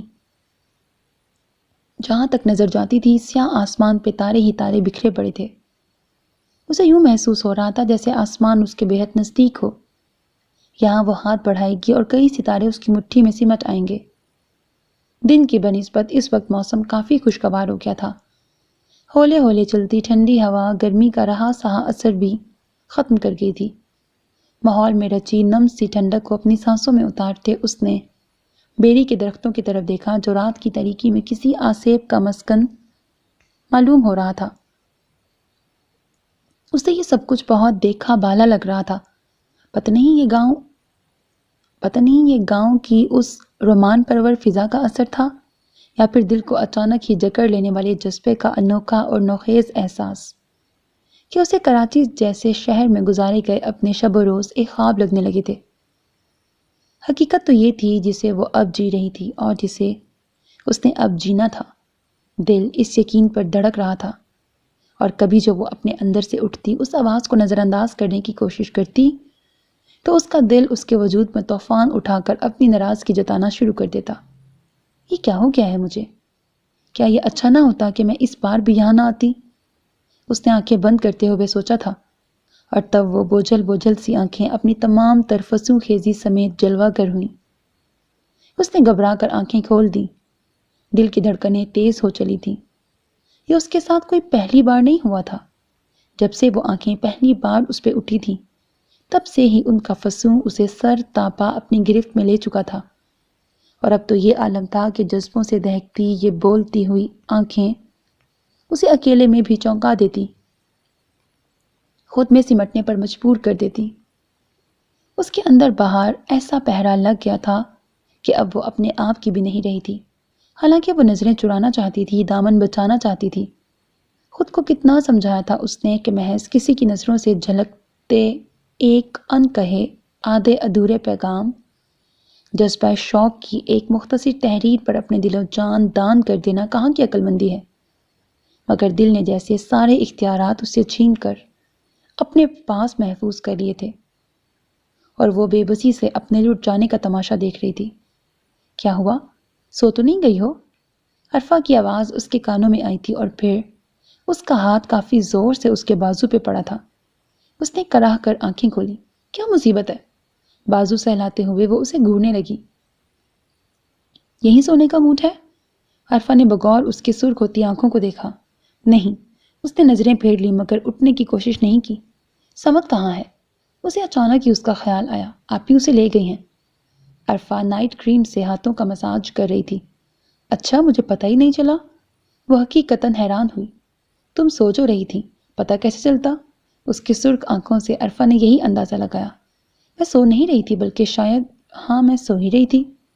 اس کی ہڑبڑاہٹ واضح تھی۔ اس بے ربط بات پر عرفہ نے عجیب سی نظروں سے اسے دیکھا۔ یہاں آ کر تم پوری پاگل ہو گئی ہو۔ پتہ نہیں کیا کرتی رہتی ہو سارا دن۔ اس طرح بیزار ہو کر یہ دن گزارنے تھے تو یہاں آنا ہی نہیں تھا۔ اگر ان لوگوں کی مینٹالٹی تمہیں اپنے لیول کی نہیں لگتی تو مروت میں ہی دو چار باتیں کر لیا کرو۔ عرفہ کو بولنے کا موقع مل گیا تھا اور اپنی چوٹی کے بلوں سے کھیلتی خاموشی سے اسے وہ سنتی رہی۔ خیر چھوڑو۔ اسے کوئی رد عمل ظاہر نہ کرتے دیکھ کر عرفہ نے خود ہی بات بدلی۔ آپ ہی بتا رہی تھی سمر کا فون آیا تھا۔ کیا کہہ رہی تھی؟ وہ تکیہ ذرا سا کھینچ کر اس کے برابر ہی لیٹ گئی۔ کچھ خاص نہیں، تمہارے بارے میں پوچھا اس نے تو میں نے کہہ دیا۔ جو بچی کچی عقل ہے اس کے پاس، اسے بھی گاؤں کے ڈھور ڈنگروں میں بانٹنے لگی ہے۔ سپہر میں آئے گی تو بات کر لینا۔ Very funny. اس کے سادہ لہجے میں چبھے طنز پر وہ بری طرح تپ گئی۔ باقی لوگ کہاں ہیں؟ ارہا نے آس پاس کی خاموشی محسوس کر کے اس کی طرف دیکھا۔ بڑے کمرے میں سونیا کی شادی پر ڈسکشن چل رہی ہے، اس نے بتایا۔ پھر اچانک ہی کچھ خیال آنے پر پرجوش ہو کر اس کا کندھا ہلایا۔ پتہ ہے ارہا، میں نے ایک بات نوٹ کی ہے۔ یہ جو زبیدہ ہے نا، یہ زعیم کو پسند کرتی ہے۔ اس کا لہجہ دھیما ہوا تھا بتاتے بتاتے۔ ناپسند کرتی تو حیرت کی بات ہوتی۔ کروٹ بدلتے ہوئے اس نے سوچا مگر کہا کچھ اور۔ تمہیں کیسے پتا؟ کہہ تو رہی ہوں نوٹ کیا ہے، اور تم میری طرف دیکھو نا، میں تمہاری تاثرات نہیں دیکھوں گی تو مجھے بات کرنے کا مزہ نہیں آئے گا۔ عرفہ جھلائی، یہی تو میں چاہتی نہیں ہوں کہ تم میرے تاثرات دیکھو۔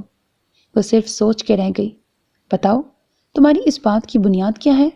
اس کے اصرار پر ارہا نے اس کی طرف دیکھا اور دلچسپی بھی ظاہر کی۔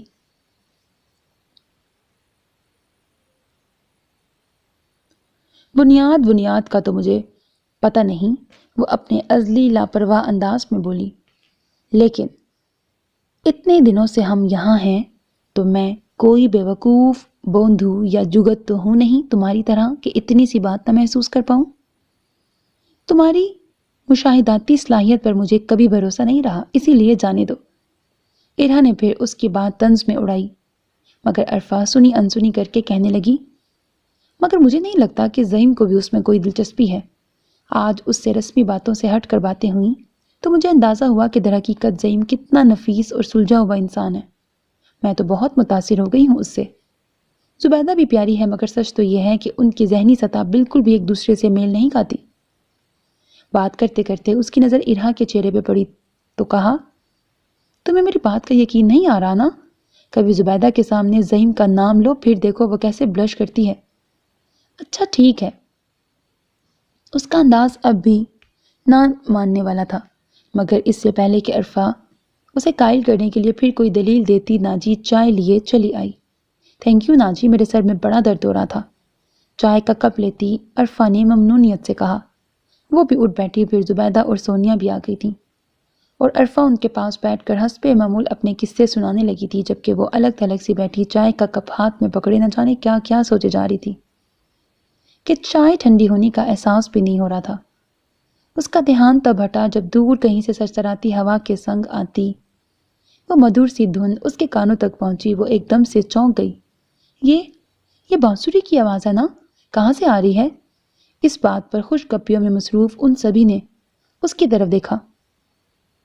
مجھے تو کوئی آواز نہیں آ رہی۔ یقیناً تمہارے کان بج رہے ہیں۔ عرفہ نے یوں مشکوک نظروں سے اسے دیکھا گویا وہ نیند میں بول اٹھی ہو۔ آ رہی ہے، میں سچ کہہ رہی ہوں، تم غور سے سنو تو صحیح۔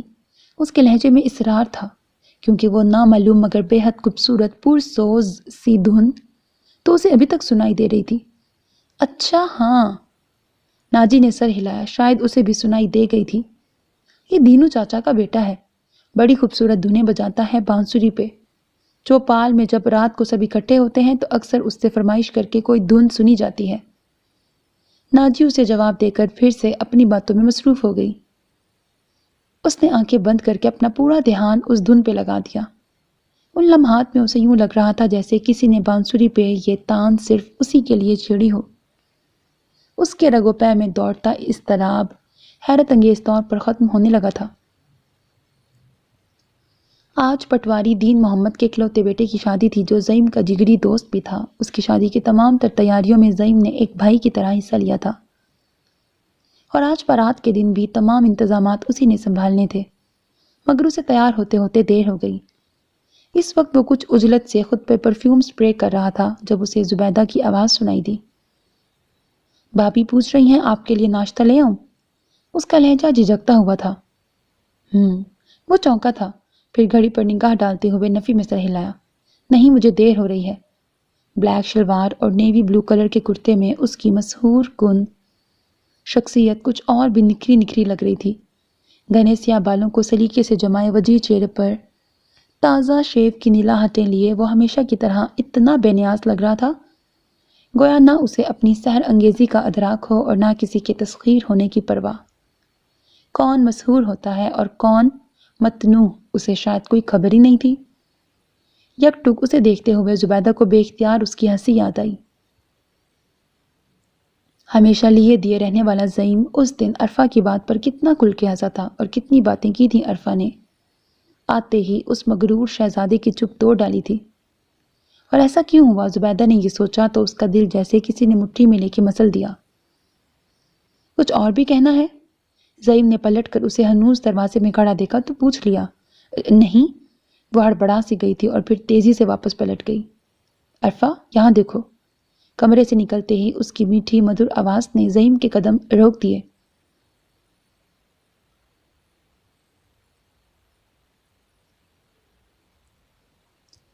وہ پتہ نہیں کیا لکھا ہوا ہے، کس کو گود میں لیے کھڑی تھی۔ زعیم کے ہونٹوں پر مسکراہٹ آ گئی۔ ارے یہ تمہیں کہاں سے ملا؟ عرفہ نے دیکھتے ہی حیرت سے دریافت کیا۔ ذرا ادھر لانا تو۔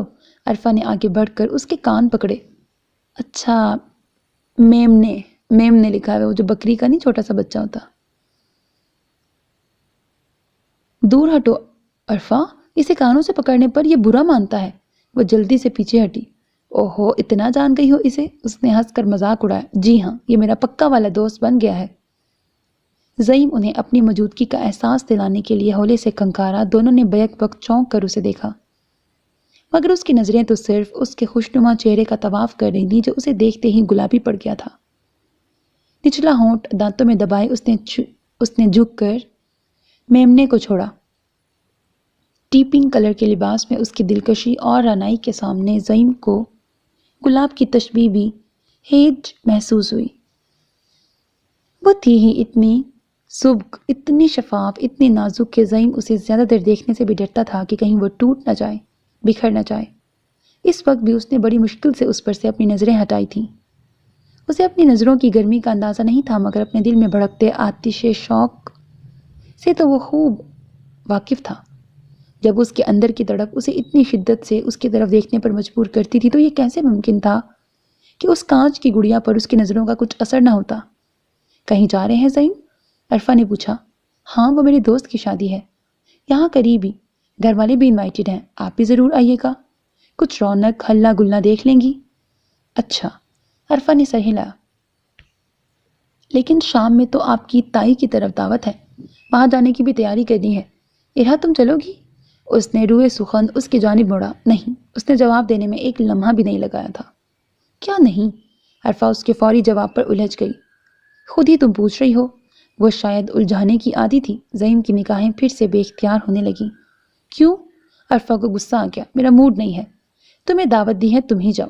آخری جملہ اس نے دل میں سوچا، کچھ جھنجھلا کر۔ جب وہ عرفہ سے مخاطب ہو سکتا تھا، اس سے باتیں کر سکتا تھا، تو اس سے کیوں نہیں؟ پھر وہ مزید رکے بغیر وہاں سے چلی آئی۔ آپ کی بہن اپنے موڈ کی بہت سنتی ہیں، زعیم نے عرفہ سے کہا تو اس نے ہنستے ہوئے سر ہلا دیا۔ کچن سے پرات میں آٹا لے کر نکلتی زبیدہ کے قدموں میں اس منظر نے زنجیر ڈال دی تھی۔ میں تو شکر ادا کر رہی ہوں کہ کراچی میں اس پر یہ موڈ سوار نہیں ہوا، ورنہ اس وقت وہ آپ کو یہاں نظر نہ آتی۔ پھر تو اس بات پر مجھے شکر ادا کرنا چاہیے۔ وہ دھیرے سے بڑبڑایا تھا، مگر عرفہ سن نہیں پائی تھی۔ ایہا، تمہارے لیے کون سے کپڑے نکالوں پریس کرنے کے لیے؟ وہ بیڈ پہ بیٹھی سمت کو گدگدا رہی تھی جب آپی نے کمرے میں داخل ہو کے پوچھا تھا۔ میرے لیے کپڑے؟ لیکن میں نے تو ابھی ہی چینج کیا ہے۔ ایہا نے کچھ حیرت سے انہیں آگاہ کیا۔ میں آج شام کے لیے پوچھ رہی ہوں، تائی کے ہاں نہیں جانا؟ آپی پاس ہی آ کے بیٹھ گئی۔ نہیں، میرا دل نہیں چاہ رہا، میں گھر میں ہی ٹھیک ہوں۔ نظریں اپنے ناخنوں پر جمائے وہ بے دلی سے بولی، کیا مطلب ہے ارہا؟ گھر میں کیا کرو گی؟ تم یہاں کچھ تفریح کرنے کے لیے آئی تھی، نہ کہ قید ہونے کے لیے۔ اور پھر انہوں نے اتنے پیار سے بلایا ہے، نہیں جاؤ گی تو انہیں برا لگے گا نا؟ سمجھانے لگی تھی۔ نہیں لگے گا برا، عرفہ تو جا ہی رہی ہے نا، آپ کہہ دیجیے گا میری طبیعت نہیں ٹھیک۔ اس کا انداز قطعی تھا۔ تو گھر میں اکیلے رہ کے تم کیا کرو گی؟ انہیں پریشانی ہونے لگی اس کی ضد پہ۔ اکیلے کیوں؟ اماں اور خالہ کے علاوہ آپا بھی نہیں جا رہی ہے نا؟ ارہا نے ان سے تصدیق چاہی۔ ہاں، کیونکہ وہ اور ناجی شادی میں جا رہی ہیں، بلکہ جا چکی ہیں، شام سے پہلے تو واپس نہیں آئیں گی، اور تھوڑی دیر میں ہم بھی چلے جائیں گے، پھر صرف خالہ، چاچی اور اماں ہی رہ جائیں گی جو تمہیں کمپنی دے سکتی ہیں، نہ تمہارے ساتھ گپ شپ کر سکتی ہیں۔ کیا کرو گی؟ تم اکیلی بور ہو جاؤ گی۔ میں رہ لوں گی آپی، آپ فکر نہ کریں۔ یہ بتائیں ہمارے جانے کا کیا پروگرام ہے؟ اس نے موضوع بدلتے ہوئے پوچھا تو آپی نے اسے یوں دیکھا جیسے اس کی دماغی حالت پہ شبہ ہو۔ پاگل ہو گئی ہو ارہا؟ تمہیں یہاں آئے دن ہی کتنے ہوئے ہیں، تمہیں جانے کی بھی سوچنے لگی؟ 8 دن ہو چکے ہیں آپی۔ آپ کا حساب کتاب کافی کمزور ہے۔ وہ مسکرائی۔ تمہیں ہو کیا گیا ہے ارہا؟ آتے ہوئے تو تم بالکل ٹھیک تھی۔ مجھے بلکہ عرفہ کی فکر ہو رہی تھی کہ وہ یہاں زیادہ دن تک نہیں رہ پائے گی، مگر اب وہ تو ٹھیک ہے اور تمہیں نہ جانے کیا ہو گیا ہے۔ انہیں غصہ آ گیا تھا۔ ابھی سونیا کی شادی ہو جانے دو، اس کے بعد ہی تمہارے جانے کا سلسلہ بنے گا، فی الحال تو بھول ہی جاؤ۔ وہ سمت کو گود میں اٹھائے باہر نکل گئی۔ اس نے ایک گہرا سانس لے کر تکیے پر سر گرا دیا۔ کاش ایسا ہو کہ آج جب تم گھر آؤ تو میں تمہیں کہیں نظر نہ آؤں، تمہاری نظریں مجھے ڈھونڈتے ڈھونڈتے تھک جائیں اور تب تمہیں پتہ چلے میرے جانے کا، شاید تبھی تم میرے بارے میں پوچھ لو، میرا نام لے لو۔ وہ تکیے میں منہ دیے بے قراری سے سوچ رہی تھی، اسے احساس بھی نہیں تھا اور تکیہ نم ہوتا چلا گیا تھا۔ گھر سے نکلنے تک انہوں نے جتنی افراتفری اور جتنا ہنگامہ مچایا تھا، ان کے نکلنے کے بعد اس قدر سکون ہو گیا تھا۔ ناجی اور آپا ابھی تک واپس نہیں آئی تھیں۔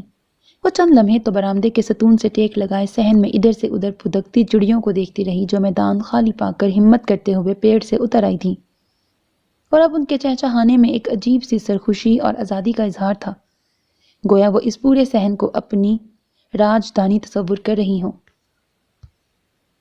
اس نے پلٹ کر بڑے کمرے کی طرف دیکھا، وہاں کوئی خاندانی بحث چل رہی تھی۔ پہلے اس نے وہاں جانے کا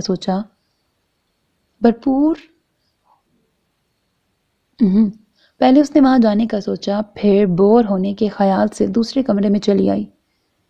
باہر سے آتی ڈھول تاشوں کی آوازوں نے اسے چونکا دیا تھا۔ لگتا ہے بارات واپس آ گئی۔ وہ باہر آئی تو چاچی اور خالہ کہیں جانے کے لیے تیار تھیں۔ آپ دلہن دیکھنے جا رہی ہیں؟ اس نے دیکھتے ہی بھانپ لیا۔ ہاں، تو بھی چل ہمارے ساتھ۔ چاچی نے عجلت بھرے انداز میں پیروں میں چپل گھسائے۔ نہیں، میں گھر میں ہی ٹھیک ہوں۔ اس نے معذرت کر لی، اگر جانا ہی ہوتا تو صبح نہ چلی جاتی۔ انہوں نے زیادہ بحث نہیں کی۔ ان کے جانے کے بعد وہ دروازہ بند کر کے اماں کے پاس آ گئی۔ ان کے گھٹنوں میں درد رہتا تھا اور اس خیال سے کہ اگر انہیں کچھ چاہیے ہو تو وہ بر وقت انہیں دے سکے، ارہا ان کے پاس آ کے بیٹھ گئی۔ تھوڑی دیر پہلے تک انسانی آوازیں ماحول کو گرمائے ہوئے تھیں، اب خالہ اور چاچی کے جانے کے بعد مزید پر ہال سناٹا چھا گیا تھا۔ ڈھول تاشوں اور پٹاخوں کی آوازیں بھی معدوم ہو گئی تھیں۔ وہیں بیٹھے بیٹھے اسے اچانک ہی تاریکی چھانے کا احساس ہوا، حالانکہ ابھی صرف 4 ہی بجے تھے اور تھے بھی گرمیوں کے دن۔ وہ بے چینی سے اٹھ کھڑی ہوئی اور سوئچ بورڈ کے قریب آ کر لائٹ آن کرنے کی کوشش کی۔ تبھی اس پر بجلی کی عدم موجودگی کا انکشاف ہوا۔ اس نے ایک گہرا سانس لے کے اپنی گھبراہٹ پر قابو پایا۔ اسے ہمیشہ ہی تاریکی اور خاموشی سے وحشت ہوتی تھی، اور شومئی قسمت کہ اب یہ دونوں ہی اس کے ساتھی بن گئے تھے۔ اماں گہری نیند میں تھی۔ ابھی وہ اضطراب کے عالم میں کھڑی تھی کہ باہر سے آتی بوندوں کی ٹپاٹپ نے اس کے رہے سہے اوسان بھی خطا کر دیے۔ اف خدایا، وہ بے اختیار کراہی۔ اس نے جلدی سے باہر آ کے دیکھا۔ آسمان گھنگور گھٹاؤں سے اٹک گیا تھا۔ بارش کی ننھی ننھی بوندوں نے دیکھتے ہی دیکھتے موسلا دھار بارش کی شکل اختیار کر لی۔ وہ ساکت کھڑی اس دھواں دار بارش کو دیکھ رہی تھی اور نہ جانے کب تک دیکھتی رہتی۔ اگر جو بکری کے منمنانے کی آواز اس کے کانوں تک نہ پہنچتی، اگر کوئی اور وقت ہوتا تو وہ ہرگز بھی اس طوفانی بارش میں نکلنے کا رسک نہ لیتی، مگر اس وقت اسے صرف اس معصوم بکری اور اس کے میمنوں کا خیال تھا۔ بھینسوں کے احاطے پر تو چھپر ڈلا ہوا تھا، صرف بکری ہی کھلے میں باندھی جاتی تھی، اسی لیے وہ تقریباً بھاگتے ہوئے عقبی سمت آئی تھی۔ سب سے پہلے تو اس نے دونوں بچوں کو اس چھوٹے کمرے میں پہنچایا اور پھر وہ بکری کی رسی کھولنے کی کوشش کرنے لگی، لیکن زیادہ کامیاب نہیں ہوئی۔ نہ جانے وہ گانٹھ کس انداز میں باندھی گئی تھی کہ اسے کھولنے کی کوشش میں وہ ناکام ہو گئی۔ یہ کیا مصیبت ہے؟ وہ روحان سی ہو گئی۔ ایک طرف تو وہ پانی میں شرابور ہو رہی تھی اور اس پر بکری کا گھبرانا اسے مزید پریشان کیے دے رہا تھا۔ ایہا، ایہا، آپ یہاں ہیں؟ زعیم کی آواز بڑی واضح سنائی دی تھی، اور پھر وہ خود بھی نظر آ گیا، کچھ پریشان سے تاثرات لیے، بارش میں بھیگا ہوا۔ وہ اسے پکار رہا تھا۔ ارہا کو بے اختیار اپنی صبح کی مانگی گئی دعا یاد آئی۔ آپ یہاں کیا کر رہی ہیں؟ وہ بارش کے ہوتے ہی بکری کے چلانے کی آواز آئی تو مجھے خیال آیا کہ بکری کو پانی سے ڈر لگتا ہے، اور اسی لیے میں… وہ دھیرے سے کہتے بات ادھوری چھوڑ کر ہونٹ کاٹنے لگی۔ مجھے تو لگتا ہے بکری سے زیادہ آپ کو پانی سے ڈر لگتا ہے۔ اس کی اڑی ہوئی رنگت، ڈرا سہما بھیگا روپ دیکھ کے زعیم کے رگوں میں لہو کی گردش تیز ہوئی تھی۔ دل میں دبی خواہشیں یکا یک ہی مچل اٹھیں۔ آپ وہاں چلی جائیے، اسے میں لے آتا ہوں۔ اس کے ہوش روپا سراپے سے نظریں چرا کر اس نے کہا، اور وہ جلدی سے بھاگ کر اس دوسرے کمرے میں چلی آئی۔ زعیم نے لمحوں میں بکری کھول کر کمرے تک پہنچا دی۔ آپ نکل آئیے، بارش کے رکنے کا تو کوئی امکان نہیں ہے۔ وہ دروازے کے بیچ کھڑا اس سے مخاطب ہوا، مگر اس کی طرف دیکھنے سے گریز کرتے ہوئے۔ ایک تو پہلے ہی اندھیرا تھا اور جو تھوڑی بہت دھندلی سی روشنی دروازے سے آ رہی تھی اس میں بھی زعیم کا لمبا چوڑا وجود حائل ہو گیا تھا۔ نتیجتاً محتاط قدموں سے دروازے کی جانب بڑھنے کے باوجود اس کا پیر کسی چیز سے ٹکرایا تھا اور اس کے منہ سے چیخ نکل گئی تھی۔ کیا ہوا؟ تشویش سے پوچھتے ہوئے اسے اندر آنا ہی پڑا۔ میرا پیر، مجھے چوٹ لگ گئی ہے۔ اس کی آواز بھرا گئی، انگوٹھے کا درد ناقابل برداشت تھا۔ ایک منٹ، آپ رکیے۔ اسے بھوسے کے ڈھیر پر بٹھاتے زعیم نے جیب سے لائٹر نکال کر جلایا۔ آپ کے پاس لائٹر تھا تو پہلے کیوں نہیں جلایا؟ وہ چٹک کے بولی۔ مجھے خیال نہیں رہا۔ وہ اس کے ننگے پیروں کو دیکھ رہا تھا۔ اس کے سفید گداز پیر مٹی میں لتھڑے ہوئے تھے اور زخم کا اندازہ نہیں ہو پا رہا تھا۔ زعیم نے غیر ارادی طور پر ہاتھ آگے بڑھایا ہی تھا کہ ارہا نے جلدی سے پیر ہٹا لیے۔ وہ حیران سی اسے دیکھنے لگی تھی، تبھی زعیم نے بھی نظریں اٹھا کے اسے دیکھا تھا۔ بس یہی وہ لمحہ تھا جو اس کے ضبط کی حد ہوئی تھی۔ اس کی گہری ساگر آنکھوں کی جگمگاہٹ کے سامنے ارہا کو لائٹر کا شعلہ مدھم پڑتا محسوس ہوا۔ دل کی تمام تر شدتیں، تمام تر گہرائیاں خود میں سمیٹے زعیم کی بےتاب نگاہیں دیوانہ وار اس کا چہرہ چوم رہی تھی۔ اس کا خود پر سے اختیار اٹھ گیا تھا۔ زعیم کو لگ رہا تھا اگر اب بھی اس نے اپنے جسموں پر بند باندھے رکھا تو کہیں کوئی طوفان ہی نہ آ جائے۔ ہونٹوں پر چپ کے تالے تھے اور آنکھیں ان گنت داستانیں کہتی ہوئی اس کی سیاہ بوجھل آنکھیں ارہا کے پور پور میں شرارے بھرتے اسے پاگل کرنے کے در پہ تھیں۔ اس کے وجود میں گویا آتش کدا دہک اٹھا تھا۔ درد کا احساس تو مٹ ہی گیا تھا اور پھر نہ جانے کیا ہوا کہ وہ ایک دم سے اٹھ کھڑی ہوئی۔ کچھ دیر پہلے جس درد کی وجہ سے اسے بیٹھنا پڑا تھا اب اسے یکسر بھولے وہ اس کے پہلو سے ہو کے باہر نکل آئی تھی۔ بارش زوروں پر تھی مگر اس کے جلتے جسم و جاں پر بالکل بے اثر رہی۔ کمرے تک وہ کیسے آئی اسے بالکل اندازہ نہیں ہو سکا تھا۔ ارہا، کیسی ہو میری جان؟ طبیعت کیسی ہے تمہاری؟ آپی کی آواز اسے بہت دور سے آتی سنائی دی تھی۔ اس نے آنکھیں پوری طرح کھول کر انہیں دیکھنے کی کوشش کی۔ وہ اس کے بالکل قریب بیٹھی تھی۔ اسے اپنے ماتھے پر ٹھنڈک اور نمی کا احساس ہوا مگر یہ یخ اور نم احساس اس جلن کے مقابلے میں کچھ بھی نہیں تھا جو اس کے پورے جسم کو اپنی لپیٹ میں لیے ہوئے تھی۔ کب سے ہوئی اس کی یہ حالت؟ اسے وسیم بھائی کی بھاری آواز سنائی تھی۔ اس کا مطلب تھا اس کے ارد گرد صرف آپی ہی نہیں، گھر کے باقی لوگ بھی تھے۔ ہم تو بارش رکنے کے بعد ہی گھر آئے تھے اور جب میں اسے بلانے کے لیے کمرے میں آئی تو یہ بخار میں پھنک رہی تھی، آپی نے بتایا۔ رب خیر کرے، جوان کڑی ہے اور پھر اتنی سونی، کوئی ہوائی چیز ہی نہ چمٹ گئی ہو۔ اماں کا لہجہ پر تشویش تھا۔ آپی روحان سی ہو گئی۔ کہا بھی تھا میں نے اسے کہ ہمارے ساتھ چلو، اکیلے کیا کرو گی، مگر یہ سنتی ہے کسی کی؟ اماں کی بات پر وہ گھبرا گئی تھی۔ اتنا عرصہ گاؤں میں رہنے کے بعد وہ بھی کچھ تو ہم پرست ہو گئی تھی۔ تو کس نے کہا تھا اسے اکیلا چھوڑنے کو؟ اگر اس کے جانے کا موڈ نہیں تھا تو تم ہی اس کے ساتھ رہ جاتی، تمہارا جانا کیا ضروری تھا؟ وسیم بھائی آپی پر خفا ہونے لگے۔ یہ اکیلی نہیں تھی پتر، ہم تو تھے ہی اس کے ساتھ۔ یہ تو دین محمد کے لڑکے کی بارات آئی تو ہم دلہن دیکھنے وہاں چلے گئے اور پھر بارش نے ہمیں وہیں روک دیا۔ چاچی نے ان کا غصہ دیکھ کر وضاحت دی۔ کچھ لمحے پہلے ہی ڈاکٹر ضمیر، جو وسیم بھائی کے دوست بھی تھے، اسے چیک کر کے گئے تھے۔ بخار کی وجہ سے اس پر نیم بے ہوشی سی طاری تھی۔ انہوں نے اپنے پاس ہی سے ٹیبلٹس دے کر ٹھنڈی پٹیاں رکھنے کے لیے کہا تھا۔ اب اس کی مدہوشی کم ہوتی تو اسے دوائی دی جاتی، مگر اس سے تو اپنی جلتی ہوئی آنکھیں ہی نہیں کھولی جا رہی تھیں۔ اسے سب کی آوازیں سنائی دے رہی تھیں اور کافی دیر سے وہ اپنے بالوں میں کسی کے سرسراتی انگلیاں بھی محسوس کر رہی تھی۔ پھر جب ارہا نے اسے خود پر جھکتے محسوس کیا تو اس کے وجود کی مخصوص خوشبو اس کی آنکھوں میں آنسو بھر گئی تھی۔ عرفہ نے اس کی جلتی پیشانی پر اپنے ہونٹ رکھ دیے۔ جلدی سے ٹھیک ہو جاؤ میری بہن، وہ دھیرے سے بڑبڑائی۔ اس کی گود میں منہ چھپاتے ہوئے ارہا ایک بار پھر ہوش و گرد سے بیگانہ ہو گئی تھی۔ زعیم تب کا نکلا اب گھر آیا تھا۔ اس وقت تک عموماً سب سونے کے لیے لیٹ چکے ہوتے تھے، مگر آج نہ صرف سب جاگ رہے تھے بلکہ اسے کچھ عجیب سی ہلچل بھی محسوس ہوئی تھی۔ کیا ہوا؟ سب ابھی تک جاگ رہے ہیں؟ خیریت ہے؟